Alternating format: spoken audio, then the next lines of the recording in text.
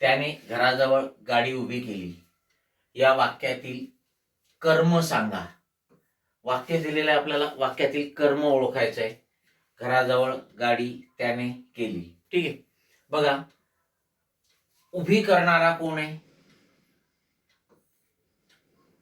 तो, त्याने, हा कर्ता आहे. हा काय? कर्ता. ठीक आहे, गाडी उभी केली. उभी करण्याची क्रिया कोणावर होते? गाडीवर. गाडी हा शब्द काय? कर्म आहे. गाडी हा शब्द काय? कर्म आहे. ठीक आहे, कारण गाडी हा शब्द जर आपण काढून घेतला तर त्याने घराजवळ उभी केली, विधान पूर्ण होत नाही. ठीक आहे, आणि त्यामुळे गाडी हा शब्द कर्म आहे.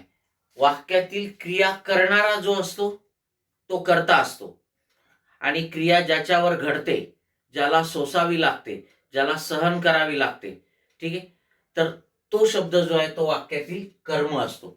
मग इथे गाडी हे कर्म आहे आणि त्याने हा कर्ता आहे, आणि म्हणून आपल्या वाक्यातील कर्म जे आहे ते असेल गाडी, 2 नंबरचा पर्याय. Okay, yes.